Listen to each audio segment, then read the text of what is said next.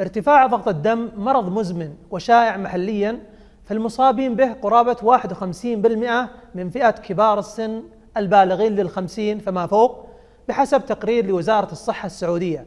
في هذا المقطع سأتحدث عن أبرز النصائح والتعليمات التي ينصح باتباعها خلال شهر رمضان للتحكم بضغط الدم المرتفع وتفادي مضاعفاته، وللأشخاص السليمين تجنب الإصابة به.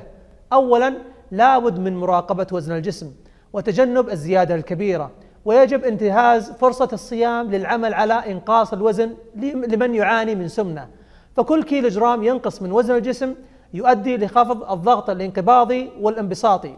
لذلك من الأمور المهمة للمصابين بارتفاع ضغط الدم الحفاظ على معدل النشاط اليومي وتجنب الخمول والكسل وممارسة الرياضة. كما ينبغي الإقلاع عن التدخين والشيشة وتجنب الطعام عالي الملح، ويفضل استبدال الملح بالأعشاب والتوابل كالثوم والفلفل والليمون والكركم والقرفة، وينصح بالتقليل وعدم الانتظام في تناول شاي عرق السوس أو عصير عرق السوس، ويجب التقليل من تناول الأطعمة الدهنية والحلويات الدسمة، والاعتدال في تناول المشروبات المحتوية على الكافيين كالقهوة، والحرص على تناول الأطعمة المحتوية على البوتاسيوم مثل الفواكه وعصائرها والخضروات وسلطاتها. كذلك ينبغي تناول قدر كافي من السوائل.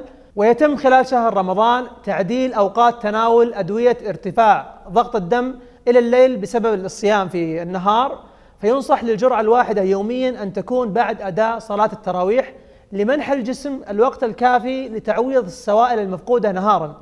وأما في حال الجرعتين يوميا فيفضل أن تكون الجرعة الثانية بعد تناول وجبة السحور. ومن المهم مراجعة الطبيب المتابع والأخذ بإرشاداته واتباع تعليماته.